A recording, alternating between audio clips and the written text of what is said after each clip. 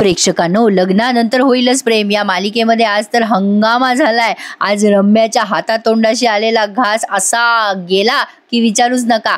तर लग्नानंतर होईलच प्रेम या मालिकेचा आजचा म्हणजे 17 फेब्रुवारीचा भाग तुम्ही ऐकत आहात। तर बघा, सुरुवातीला मंजू आत्या म्हणत असत गुरुजींनी दुसरा मुहूर्त काढलाय, आपण दुसऱ्या मुहूर्तावर लग्न लावू। तेवढ्यात त्या मंजू आत्याचा नवरा येऊन सांगतो की अहो दादा, लोक चिडलेत भयंकर, बाहेर म्हणतात की ते कुठल्याही मुलीशी लग्न लावा पण आजच लावा।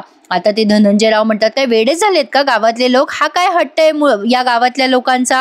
मंजू आत्याचा नवरा म्हणत असतो अहो भाऊजी, अजून लोक बोलवत आहेत, ते म्हणतायत मिळेल त्या पोरीशी लग्न लावून द्या पण लग्न मात्र लावा, त्याशिवाय आम्ही तुम्हाला गावातून जाऊच देणार नाहीये। लोक आक्रमक झालेत। पार चिडतो आता आणि म्हणतो काय मूर्खांचा बाजार आहे हा, इथे माझी होणारी बायको सापडत नाहीये आणि म्हणे कोणाशी लग्न लावा। लग्न आहे का खेळ आहे या लोकांसाठी? काय लावलंय? आई बाबा जीवा कुठे? मला जीवाला आत्ताच्या आत्ता जीवा मला माझ्या डोळ्यासमोर हवाय। एकतर आईला लागलंय, आपली परिस्थिती काय आणि या लोकांचं काय चाललंय। बाबा मला असं वाटतंय की आपण ना इथून ताबडतोब निघूयात आणि नंदिनीला कुठे शोधायचं, कसं शोधायचं हे मला माहितीये बाबा।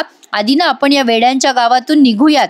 आता इथे ना तो चिनू मिनूचा नवरा आलाय, संग्राम, संग्रामच नाव आहे ना त्याचं, माझ्या लक्षात नसेल तर मला कमेंट करून सांगा प्रेक्षकांनो। आता तो संग्राम तिथे येऊन पार्थला धमकी देतो, एक पाऊल जरी या गावाच्या वेशी बाहेर टाकलंस ना तर तुझं पाय कापून ठेवीन। हे लग्न झाल्याशिवाय तुला या गावाच्या बाहेर जाता येणार नाही, आमच्या गावातली वरात परत जाऊच देणार नाही। पार्थ आणि त्याच्यामध्ये खूप तुतुमेमे होते। पार्थ म्हणतो तू कोण आहेस मला अडवणारा? त्यावर तो संग्राम म्हणतो गाडी सकट जाळून दाखवी ना तुला। मग पार्थ म्हणतो हिम्मत असेल तर हात लावून दाखव। मग आता ते दुसरे गावातले लोक म्हणतात हिमतीच्या काय गोष्टी करतोय? अरे आत्ताच्या आता तुझ्या आईचं डोकं फोडलंय आम्ही, काय करू ना तुला दाखवूच। आता जेव्हा ते लोक असं बोलतात ना तेव्हा पार्थ खूप आक्रमक होतो, चिडतो आणि आता तो मारामाऱ्या करायला लागतो। त्यांच्यामध्ये तुडुंब हाणामारी होते। शेवटी धनंजय मध्ये पडतात, पार्थचे बाबा, आणि त्या लोकांना रोखतात आणि म्हणतात शांत व्हा, अहो शांत व्हा, आम्ही यातनं काही ना काही करू, उपाय काढतोय आम्ही। अहो नवरी मुलगी बेपत्ता आहे, दुसरी मुलगी उभी करणं तिच्या जागी असं कसं शक्य आहे? थोडं जरा शांत व्हा। मग आता ते मामा म्हणतात अहो खरंय ना त्यांचं, लग्नाची नवरी ती काय कोथिंबिरीची जुडी आहे का? ही संपली तर दुसरी घेऊन या। मग आता तो संग्राम म्हणतो मिळाल, कोणती पण पोरगी मिळाल, नाही मिळाली ना तर गावची पोरगी देऊ आम्ही तुम्हाला, खना नारळा सकट। आता त्या वसू आत्या मध्ये पडतात आणि म्हणतात हे बघा, कुठल्याही पोरीच्या गळ्यात हार घालावा इतकी वाईट परिस्थिती आमच्याकडे आलेली नाहीये। त्याच्यावर समजून घेणाऱ्या म्हणजे पार्थला बरं का, पार्थवर समजून घेणाऱ्या त्याच्या तोला मोलाच्या हजारो पोरी आहे आमच्या शहरामध्ये। मग तो संग्राम म्हणतो ते शहराचं नका सांगू आम्हाला, इथे गावात लग्न झालं पाहिजे। काय म्हणालात तुम्ही? तोला मोलाच्या प्रेम करणाऱ्या शेकडो मुली, आमच्या गावात पण पोरी आहे तिथे भरपूर, तुमच्या ओळखीची आहे का कोणी? आणा समोर। मग वसू आत्या म्हणतात हो आहे, आमच्या घरची मुलगी आहे, त्याच्यावर समजून घेणारी, त्याच्या तोला मोलाची आमच्या घरातलीच मुलगी आहे इथे। मग तो संग्राम म्हणतो मग बोलवा ना, कशाची वाट बघताय? मग वसू आत्या लगेच चान्स मारतात आणि धनंजयला म्हणतात अरे धनंजय वाट कसली बघतोय? अरे आपण रम्याचं लग्न लावून देऊ पार्थशी। खरं तर माझ्या रम्याने पार्थचा विषय कायमचा सोडून दिला होता, मी तिला समजून सांगितल्यामुळे, पण आता हे बघ धनंजय, तुझ्यावर अशी वेळ आली आहे त्यामुळे मी रम्याला कन्व्हिन्स करते रे। बघ ना रे, नंदिनी पळून गेली आहे मंडपातनं, या चक्रव्यूहातून कसं बाहेर पडायचं? मला वाटतं देशमुखांची इज्जत वाचवण्यासाठी रम्याला कन्व्हिन्स करू पार्थशी लग्न करायसाठी। मंजू आत्या कशा हसतात बघा, दोघी बहिणीचा प्लॅन हिट ठरलाय। आता वसू आत्याने एवढं कन्व्हिन्स केलंय, आता त्या मानिनी ताई म्हणतात अहो ताई पण, आता त्या वसू आत्या म्हणतात अगं काय मानिनी काय बोलतेस, पण काय करतेस? तिकडे शारदा धनंजय रडत बसलेत, इकडे गाववाले लाठ्या काठ्या घेऊन दगड घेऊन उभे आहेत आपल्याला मारायला। आता यापुढे काय करणार आहोत आपण? मानिनी अगं ऐक माझं, आपण रम्याचं लग्न लावून देऊ पार्थशी, आणि तसंही तुझ्याकडे दुसरा पर्याय आहे का? मग आता तो संग्राम म्हणतो कोण आहे ती पोरगी, कोणाची कोण आहे? मग आता त्या वसू आत्या म्हणतात माझीच पोरगी आहे आणि ती आत्याची आणि मामाच्या घरात असं दिलेलं चालतं। मग संग्राम म्हणतो चांगलं आहे की, उत्तम पर्याय आहे। संग्राम म्हणजे चिनू मिनूचा, त्या चिनू मिनू पैकी मिनू जी आहे ना तिचा होणारा नवरा, आणि तिथे आलेत ना ते देशमुख साहेब त्यांचा मुलगा। आता तो माणूस म्हणतो उत्तम मार्ग आहे, लग्न तर लावायचंच, बाकी काही असो का नसो। धमकीचे बाबा प्रेक्षकांनो, खरं तर ये बात हजम नहीं हो रही, लेकिन देखो आगे आगे क्या होता है। आता तो संग्राम धमकी देतो आणि म्हणतो देशमुख ऐकलं ना, लग्न लावूनच जायचं या गावातून, चला आता प्रेक्षकांनो, खरं तर या गोष्टीला पुष्कळ पळवाट आहेत. म्हणजे लग्न लावून घ्यायचं आणि नंतर घटस्फोट करून टाकायचा. म्हणजे खरं तर बोलायला वगैरे सोपं आहे, पण ठीक आहे ना, झालं असतं सगळं असं म्हणायचं मला. असो, पण आता धनंजय म्हणतात, बरोबर आहे वसुताईचं, दुसऱ्या कुठल्या मुलीच्या गळ्यात माळ घालायपेक्षा घरातलीच मुलगी का नको? रम्या ठीकच आहे आपल्या पार्थसाठी. म्हणजे रम्याशी बोलावं लागेल. रम्या तशी आपलीच आहे, नाही म्हणणार नाही. आता ते धनंजय असं बोलत असताना वसू आत्या खुशमखुश झाल्या आहेत. त्यांच्या मनात उड्या मारतायत त्या. आता सगळं माझ्या मनासारखं झालंय असं विचार करतात. आता ते बिचारे धनंजय मानिनी त्यांना समजवतात आणि वसू आत्याला म्हणतात, तू बोल बाई रम्याशी, मी मानिनीला समजवतो. आता काय खुश झाल्या वसू आत्या, उड्या मारतच गेल्या बाहेर, रम्या रम्या करत. आता आठवण आली त्यांना रम्याची. आता रम्या गायब तिथून. रम्या कशाची सापडते यांच्या हाताला. मानिनी ताई तर बिचाऱ्या रडत बसल्या. खरं तर त्यांची अजिबात इच्छा नाही बरं का रम्याला सून म्हणून आणायची, पण बिचाऱ्या मानिनी ताई. आणि रम्याच्या नशिबातही पार्थ नव्हताच. प्रेक्षकांनो, म्हणतात ना, जे होतं ते चांगल्यासाठी होतं. खरंच तुम्हाला ही मालिका पुढे बघताना लक्षात येईल, कारण जोड्या त्यांनी खूप छान लावल्यात. प्रेक्षकांनो, आपल्याला जरी वाटत असेल नंदिनी आणि पार्थची जोडी छान आहे, पण तुम्हाला हळूहळू ना या मालिकेचं कथानक उलगडत जाईल. आता अचानक जीवा समोर आलाय नंदिनीच्या गाडीच्या, त्या दीपकच्या गाडीच्या. त्यामुळे ही नंदिनी जोरात ओढते. जीवा आणि दीपक अलर्ट होतो. त्याच्या लक्षात येतं की नंदिनीला ओळखणारा कोणीतरी समोर गाडीत आहे. त्यामुळे तो नंदिनीचं तोंड दाबत असतो. नंदिनी मोठ्या मोठ्याने आरडाओरडा करत असते. आता जीवा बाहेर येतो गाडीच्या आणि म्हणतो, ही काय पद्धत आहे तुमची गाडी चालवायची? मग तो गाडी चालवणारा सँडी आहे ना, दीपकचा मित्र, तो म्हणतो, सॉरी साहेब, आतमध्ये ना पेशंट आहे, त्यामुळे जरा जोरात गाडी चालवत होतो. जीवा म्हणतो, ठीक आहे बाबा, पण उडवशील कोणाला? असं म्हणून तो पुन्हा त्याच्या गाडीत चढून जातो. तो सॉरी सॉरी म्हणतो सँडी जीवाला. आता जीवा त्याच्या गाडीत चढतो तेव्हा पुन्हा एकदा नंदिनी मोठ्याने ओरडते, दीपकला धक्का मारते आणि त्या काचेवर असं धडाधडा धडाधडा हात मारायला लागते. आणि बरोबर जीवाचं लक्ष जातं प्रेक्षकांना नंदिनीकडे आणि तो आश्चर्यचकित होतो. बाप रे, नंदिनी काय करते गाडीमध्ये या? आणि तो लगेच त्याच्या गाडीला युटर्न मारतो आणि नंदिनीचा पाठलाग करायला लागतो. आज जीवा आणि नंदिनीचा म्हणजे हे पाठलाग करायचा थरारच त्यांनी दाखवलाय. तुम्हाला वाट बघावी लागेल उद्याच्या भागासाठी, कारण उद्याच्या भागात जीवा नंदिनीला वाचवताना आपल्याला दिसेल प्रेक्षकांनो. पण तोपर्यंत उशीर झालेला असेल, हे मी तुम्हाला आधीच सांगते. कारण काय होतं, आपण अपेक्षा ठेवल्या ना की आपला अपेक्षा भंग होतो म्हणून. तर बघा, आता पुढे त्यांनी दाखवलंय, इकडे हे जे देशमुख साहेब आहे ना, ते खूप आक्रमक झालेले आहेत आणि ते कसे कन्व्हिन्स करतात बघा त्या काव्याच्या आई वडिलांना. इकडे या वसू आत्या रम्या रम्या करत बाहेर आल्यात, पण रम्याचा कुठेच पत्ता नाहीये. आणि आता वसू आत्याला त्या रम्याची व्हॉइस नोट दिसली आहे. त्या जेव्हा फोन घेतात ना हातामध्ये रम्याला फोन करायसाठी, तेव्हा त्यांना रम्याची व्हॉइस नोट दिसते. त्यात रम्याने असं व्हॉइस नोट पाठवलेली असते की, आई तू दगाबाज निघाली आहेस, तू मामाशी संगनमत केलंय, मामामध्ये तुझा जास्ती जीव आहे माझ्यापेक्षाही, त्यामुळे आता मी तुला कधीही आई म्हणणार नाहीये, तू दगाबाज आहेस, मी इथून कायमची निघून जातीये, असं त्या रम्याने एक व्हॉइस मेसेज पाठवलाय तिच्या आईला. आता तिची आई विचार करते, ती वसू आत्या बावळटच मिली आणि असा विचार करून त्यांनी रम्याला फोन करायचा प्रयत्न केलाय. काय रम्या वेडेपणा करते. आता फोन लावतात तेव्हा नेहमीप्रमाणे म्हणजे सस्पेन्स रंगवलाय त्यांनी. रम्याचा फोन बंद आलाय. आता वसू आत्या वैतागतात, काय कार्टीये मेली, अशी कशी निपजली माझ्याच पोटी वगैरे वगैरे. आता पुढे पा, नेमके ते धनंजय आले, म्हणजे रम्याच्या हातात तोंडाशी आलेला घास गेला गेला गेला. आता ते येतात आणि म्हणतात, ताई अगं तुझे कसे आभार मानू ग मी. अगं खरंच तुझे उपकार मानावे तेवढे कमीच आहे. तू आज बहीण म्हणून तुझं कर्तव्य निभावलंस ग ताई. तुझे उपकार मी आयुष्यभर विसरणार नाही.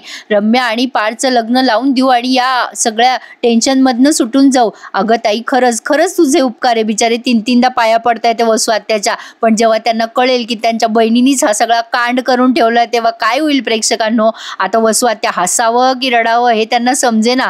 धनंजय विचारतायत, कुठे आहे आपली रम्या? वसू आत्या नुसतं विचार करताय, कुठे गेली काट्टी माझी, इतकं सगळं केलं आता गेलं सगळं हातातनं वाया. आणि सॉरी प्रेक्षकांनो, आज मला ना रिव्ह्यू द्यायला जरा जास्तीच उशीर झाला, सकाळीच उशिरा जाग आली हो. तर बघा, इकडे हे देशमुख साहेबांना हे हात जोडून विनंती करतात की साहेब आता हे असं घडलंय, काय करायचं, नंदिनी अशी कशी पळून गेली. आता ती नंदिनीची आई म्हणत असते, नाही हो माझी पोरगी अशी नाहीये. आता ते मामा म्हणतात, अगं काय नंदिनीचं नाव काढते, त्या व्याह्यांसमोर माझ्या काय इज्जत राहिली माझी. अहो व्याही साहेब क्षमा करावं. आता ते व्याही एकदम फुल जोशमध्ये आहेत. ते साहेब म्हणतात, देशमुख साहेब, की अहो शहरातली माणसं अशीच असतात, आपल्यासारखी बंधनं नसतात ना यांच्यावर. अहो आपण आपल्या पोरींना संस्कार देतो, हे यांच्या पोरींना सवलती देतात. पोरींनी किती वाजता आलं तरी छान छान, पोरी कोणाबरोबरही फिरायला गेल्या तरी छान छान, कोणतेही कपडे घालतात शहरातल्या पोरी तरी त्यांचे मायबाप छान छानच म्हणत असतात, म्हणून अशी घाण होऊन बसते ऐन वेळेवर. खरं तर प्रेक्षकांनो, बहुतांशी या देशमुखांचं म्हणणं बरोबर आहे असं नाही म्हणणार मी, पण बऱ्याच ठिकाणी शहरामध्ये हे असले प्रकार सर्रास सुरू असतात. हे त्यांचं म्हणणंही तितकं खोटं नाहीये असं मला म्हणायचंय. पण पुढे बघा, ऍक्च्युली याला नंदिनी अपवाद आहे हे तितकंच खरं आहे, गैरसमज आहे हा सगळा. पण आपलं एक त्यांच्या वाक्याचं मी समर्थन केलं. तर पुढे बघा काय घडलंय. ते मामा म्हणतात की हो तुमचं बरोबर आहे, पण आता काय करायचं. मग ते देशमुख साहेब म्हणतात तुम्ही मनाला लावून घेऊ नका. हे बघा, हे असंच असतं या शहरातल्या लोकांचं, पण हे दमदाटी करणं चुकीचं आहे. हे बघा, तुमच्या मुलीचं लग्न मोडतंय आज, तुम्हाला असं वाटतंय की तुमचीच इज्जत जाणार आहे, पण लोकांचा हा गैरसमज आहे. लग्न मोडल्यावर मुलीच्या घरच्यांनाच त्रास होतो असं नाहीये, मुलीलाच त्रास होतो असं नाहीये. अहो, मुलांना पण खूप त्रास होतो. आमच्या बाजूच्या गावचा विलास शेंडेकर, त्याच्याही घरची वरात अशीच परत गेली होती मुलीमुळे. तो 6 वर्ष पोरगी शोधत राहिला, पण त्याला दुसरी सोयरीक नाही मिळाली. अजूनही त्या पोराचं लग्न झालेलं नाहीये ज्याच्याशी सोयरीक जुळली होती. पण लोकांना काय वाटतं, या मुलामध्येच दोष आहे, मुलगी पळून गेली म्हणून. अहो, होतं हो असं कधी कधी, टाळी एका हाताने वाजत नसते. आता ते एक प्रसंग ऐकवत आहेत इथे, तर आता हे बिचारे सगळे टेन्शनमध्ये. आता ते नंदिनीचे वडील म्हणतात, हे बघा, हे तुमचे गैरसमज तुमच्याकडे ठेवा, तुम्ही आम्हाला शहरात जाऊ द्या, आमचं आम्ही बघून घेऊ ना. पण ते देशमुख साहेब म्हणतात तुम्ही तुमचं बघाल हो, पण आमचं काय. अहो, आमच्या गावची इज्जत जाईल ना. या गावात एक लग्न मोडलं म्हणून एक मुलगी या गावातून पळून गेली, या गावातनं वरात परत गेली, हे जेव्हा आजूबाजूच्या 12 गावांना कळेल ना, तेव्हा आमच्या गावात कोणीही रोटी बेटीचा व्यवहार करणार नाही. आमची परिस्थिती त्या विलास शेंडेसारखी होऊन बसल. काय हो दौलतराव, बरोबर बोलतोय ना मी. करेल का कोणी आपल्या गावामध्ये रोटी बेटीचा व्यवहार? ना या गावातल्या पोरी कोणी नांदवायला नेतील, ना आमच्या गावातल्या पोरांशी कोणी लग्न करेल. आता इकडे मंजू आत्या कन्व्हिन्स करताय मानिनी ताईंना. अगं मानिनी, विचार करू नकोस. अगं, आपल्या घरावर किती मोठं संकट आलं, शेवटी घरातली माणसंच कामाला आली ना. पण आता ते धनंजयराव येतात आणि म्हणतात काही झालं नाही, आता ती रम्या गेली. मानिनी ताई म्हणतात अरे देवा, आता हे कोणतं नवीन संकट, कुठे गेली रम्या. आता ते धनंजय म्हणतात अगं, रम्या वाड्यातच नाहीये, वसुताई केव्हाची शोधतीये रम्याला, पण ती सापडतच नाहीये. मंजू आत्या विचार करतात, अगं बाई, आता काय करायचं. एका मागोमाग एक असे सीन त्यांनी रंगवले. आता इकडे आजीबाई त्या देशमुखांना म्हणतात, हे शहरातले लोक गावातल्या रीतीभाती मानत नाहीत ना, काही संस्कार पाळतात आपल्या गावातले. सावित्रीबाईंचा जो काही भविष्य होतं ते कदाचित ऐकलं असतं तर हे झालं नसतं. देशमुख साहेब म्हणतात सावित्रीबाईंनी जे काही सांगितलं ते चुकीचं कधीच नसतं. लग्न जुळणार, सोयरीक जुळणार हे त्यांनी सांगितलं होतं. फक्त लग्न कोणाशी करायचंय ते आपल्याला बघावं लागेल. आता सगळे टेन्शनमध्ये, काय करायचं, कसं करायचं, एकदम फुल माहोल एकदम जबरदस्त दाखवला त्यांनी. मग आता जरा विचार करतात, हे थोड्या वेळ पॉज घेतलाय सगळ्यांनी, आणि मग ते देशमुखराव म्हणतात एक उपाय आहे माझ्याकडे, सोयरीक जुळणार, मोहिते देशमुख सोयरीक तुटणार नाही. पण आता ते म्हणतात काय करायचं, पण दौलत मामा विचारतायत. मग आता ते म्हणतात नंदिनी, तर आता ते देशमुख साहेब म्हणतात नंदिनीला नसू द्या, पण तिला बहिणी आहेत की नाही. मामा म्हणतो हो आहे ना, अजून 2 बहिणी आहे, मधली बहीण आहे काव्या. आता ते पुढच्या बहिणीचं नाव पण घेऊ देत नाही, आणि लगेच ते देशमुख साहेब म्हणतात काव्या. आता ते बिचारे नंदिनीचे आई वडील एकमेकांकडेच बघायला लागतात. ते देशमुख साहेब म्हणतात काव्याला तयार करा या लग्नाला. आता ते नंदिनीचे आई वडील म्हणतात अहो काय बोलताय तुम्ही हे.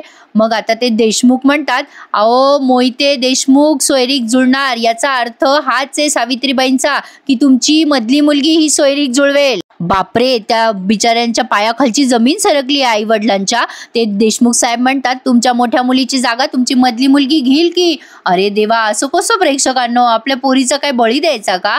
आता ते देशमुख साहेब म्हणतात करून टाका हे लग्न. आता त्यांनी फरमान सोडलं म्हणजे सोडलं. आता ते देशमुख म्हणतात की सोयरीक तुटायचा प्रश्नच येत नाही, आणि लग्नही जाईल आणि वरातही जाईल या गावातनं. या घरातून त्या घरात ठरल्याप्रमाणे पोरगी दिल्यासारखं होईल. आजीबाई म्हणतात अहो बरोबर आहे तुमचा निर्णय. नंदिनीची आई रडायला लागते आणि म्हणते असं कसं हो, एका पोरीच्या जागी दुसरी पोरगी. आजीबाई म्हणतात अगं काय हरकत आहे शारदा, अगं काव्य पण लग्नाचीच झाली आहे, समंजस आहे ती. आज ती लग्नाला उभी राहिली तर घडलेली गोष्ट घरातली घरातच राहील, मुलाकडच्या इज्जतीला डाग लागणार नाही, आणि आपली पोरगी सुखात राहील की नाही त्यांच्या घरी. बिचाऱ्या या शारदाताई रडायला लागतात ना. आता आजीबाई म्हणतात सावित्रीबाईंचं भाकीत खरं ठरलं, आपण त्यांचं सगळं हे भाकीत पूर्ण करायला कमी पडलो. पुढे काय होणार माहिती नाही, पण हातातलं जे ते करून मोकळं व्हा. ही सोयरीक व्हायची असेल तर काव्याशिवाय पर्याय नाही. देशमुख साहेब म्हणतात हो, उभं करा तुमच्या मुलीला. आणि तसंही माय मरो आणि मावशी जगो म्हणतात ना, बहीणच बहिणीच्या मागे जबाबदाऱ्या सांभाळते, कर्तव्य निभावते. आज जर माय गेली तर लेकरू आपण मावशीच्या हातात सोपवतो की नाही. चला उभं करा तुमच्या मुलीला. दौलत मामा म्हणतात यशवंतराव, काय सल्ला दिलाय तुम्ही, अगदी योग्य. चल शारदा, अगं आपण पार्थच्या आई वडिलांना सांगू, ते तयार झाले की आपण पार्थ आणि काव्याशी बोलू, मग सगळं काही सुरळीत होईल. आता त्या नंदिनीच्या वडिलांना काही सुचेना. ते म्हणतात नंदिनी, आता ते देशमुखराव चिडतात, म्हणतात त्या मुलीचं नाव घेऊ नका. तुमच्या मोठ्या मुलीने जे हे पसरवून ठेवलंय ना, आता ते सगळं आवरायची जबाबदारी तुमची मधली मुलगी घेणार आहे. आता त्या नंदिनीच्या आई वडिलांना कोणी बोलूच दिलं नाही प्रेक्षकांनो. आता ते दौलत मामा टेन्शनमध्ये. मग आता देशमुख म्हणतात हा आमचा मतदारसंघ आहे आणि इथले लोक शांत आहेत, तवर शांत आहेत, पण जर का ते पेटून उठले तर बघा, आमच्या शब्दाला इथे मान आहे, त्यामुळे तुम्हाला आमचं ऐकावंच लागेल. रीतीभातीच्या विरोधात जाऊ नका. असं करायला जाल तर गाव पेटायला वेळ लागणार नाही. आजीबाई समजवत आहे. शारदा ऐक गो बाई. आता हे देशमुखराव म्हणतात हे बघा, गाव जर पेटलं तर आम्ही काही करू शकणार नाही. आणि प्रेक्षकांनो हा भाग त्यांनी संपवला. पुढच्या भागात तो संग्राम म्हणतो जर तुम्ही सोयरीक केली नाही तर आम्ही पण सोयरीक मोडून टाकू, म्हणजे ते मीनूशी बरं का. आता ते पार्थ म्हणतोय की काव्याशी मी लग्न करायचं. आता ते बिचारे पार्थचे वडील म्हणतात बाबा मी भीक मागतो तुझ्या जवळ, माझ्या संस्कारांचा प्रश्न आहे. धनंजयराव इमोशनल ब्लॅकमेल करतात पार्थला. अरे बाबा माझी शेवटची इच्छा आहे, समज माझ्या संस्कारांचा अपमान झालेला मला बघायचा नाही रे राजा, एवढं लग्न कर तू. आता बिचारा पार्थ रडायला लागतो प्रेक्षकांनो. आता पार्थ आणि काव्याचा एक क्यूट लुक मी तुम्हाला शेअर करतेय. लवकरच हे दोघं आता लग्न बंधनात अडकणार आहे, कसे काय त्यासाठी बघत राहा. लग्नानंतर होईलच प्रेम, पण प्रेक्षकांनो वसवात त्याचा भारी पचका झाला की नाही. वाईट केलं ना तर वाईटच नशिबात येतं, हे तितकंच खरं आहे. मालिकेची स्टोरी मनोरंजक आहे प्रेक्षकांनो. काय येणार, शेवटी मालिका म्हणल्यावर थोडंफार इकडे तिकडे व्हायचंच, पण ठीक आहे. एवढे सगळे कलाकार इतकं एफर्ट घेतात, मालिकेची स्टोरी पुढे दमदार पद्धतीने चालेल अशी आपण अपेक्षा करूयात. त्यांनी ट्विस्ट खूप छान घेतलाय मालिकेमध्ये. बघत राहू पुढे काय काय घडणार आहे. यासाठी प्लीज माझ्या चॅनलला सबस्क्राईब करा. आणि कालच्या रिव्ह्यूला तुम्ही खूप प्रेम दिलं, त्याबद्दल खूप खूप आभारी आहे. आणि प्रेक्षकांनो चॅनलला सबस्क्राईब करा आणि पुढचे सगळे रिव्ह्यूज एन्जॉय करायला विसरू नका. And I am genuinely sorry, मला खरंच आज खूप उशीर झाला. तर बघूयात पुढे काय घडतंय. भेटूयात उद्या लवकरच. तोपर्यंत धन्यवाद.